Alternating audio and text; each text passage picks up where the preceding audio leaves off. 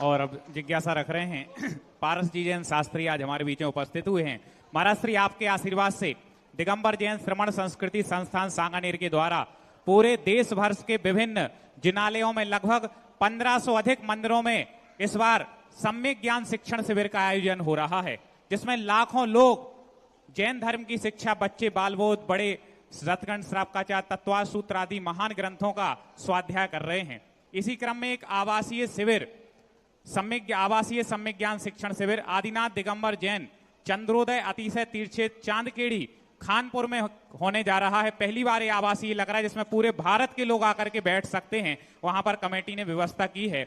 नमोस्तु भगवन, नमोस्तु भगवन, नमोस्तु भगवन। महाराज श्री लोग कहते हैं इन शिविरों से 7 दिन के शिविर में क्या फायदा होगा, 10 दिन के शिविर में क्या फायदा होता है। मैं बताना चाहूंगा कि मैंने पर्युषण महापर्व में आपका एक शिविर अटेंड किया था। मेरे संग साथी आज की इस उम्र में एक हाथ में सिगरेट और एक हाथ में शराब की बोतल लेकर के घूमते हैं, और मैं आपके उस शिविर में बैठ गया तो मैं एक हाथ में जिनवाणी और एक हाथ में कलम लेकर के घूमता हूं और प्रभावना करता हूं। हे गुरुदेव, इन शिविरों की क्या इस भारतवर्ष में भूमिका है और ये शिविर कब से प्रचलन में आए? यह शिविर कैसे लगने चाहिए, इनका क्या स्वरूप होना चाहिए? नमोस्तु।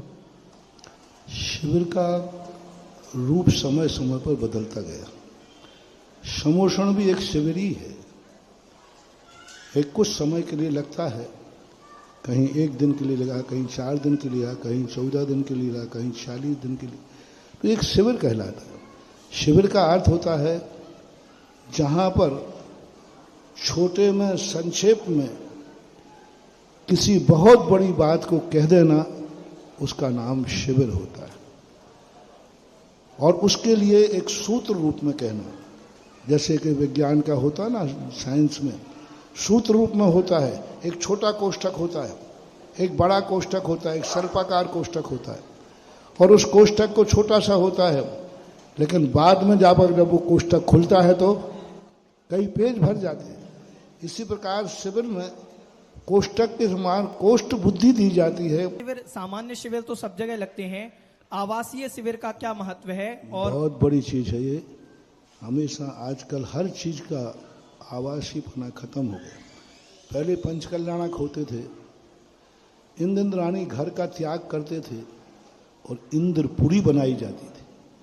वहीं खाना, वहीं भोजन करना, वहीं के कपड़े पहनना, घर से कोई संबंध नहीं होता था, क्योंकि ये पंचकल्याणक ओरिजिनल जैसे हैं। यदि ये ड्रामा है तो फिर मूर्ति भी ड्रामा है। तो पहले ओरिजिनल होते, घर का त्याग होता था। जैसे इनका सकलीकरण हुआ, घर का त्याग होता था, कोई उनका नाम नहीं लेता था। सर्व देवराज इंद्र कुबेर आदि बोलते थे। घर का पानी भी नहीं पीते थे। आवासीय पंचकल्याणक था वो। इंद्रपुरी अलग रचना होगी, कुबेर के अलग होगा, और सबके अलग अलग टेंट बनते थे, स्थान। ये कुबेर का स्थान है, ये इनका स्थान है। तो उनमें अतिशय आता था। पहले की प्रतिमाओं में इसलिए अतिशय आता था। और आज देख लो तुम, माँ तक पंचकड़ा बैठ गए और दिन भर घर जा रहे हैं, खा रहे पी रहे हैं, सबके साथ रिश्तेदारी सब रिश्तेदारी लोग उसको रिश्तेदार के नाम से पुकार रहे हैं। नहीं, वहाँ स्थापना की जाती है स्वधर्म भव, नाभि राय भव। अब वो इधर तो नाभि राय है, उधर स्टेज पर उठा करके पप्पू का पापा है। हाँ, उधर पापा पापा नहीं। उस दिन के लिए त्याग होना चाहिए। सकलीकरण हुआ है, गोत्र बदल गया है, तो उसका संबंध। इसी प्रकार से शिविर जो होते थे, आवासीय शिविर में 24 घंटे किया जाता था। बहुत बड़े बड़े शिविर पहले लगते थे। आज चूंकि सबके पास गाड़ियां हैं, वाहन हैं, और इतना समय न मिलने से दक्षिण में एक बार बहुत बड़ा शिविर हमारे महाराज जो नियम सागर जी महाराज जी थे और बैनाडे ने 5-10 हजार लोगों का शिविर लगाया था। और चांदखेड़ी में चांदखेड़ी कमेटी आवासीय शिविर का ये संस्कार शुरू कर रही है। बहुत अच्छा है। 24 घंटे 8 दिन तक जब वहाँ व्यक्ति रहेगा तो नियम से उसके धर्म के संस्कारों में अंतर आएगा। सब घर बाहर का सब विकल्प छोड़ करके 10 दिन वहाँ रहेगा। बहुत अच्छा शिविर हो, हजारों लोग उसमें भर्ती हों।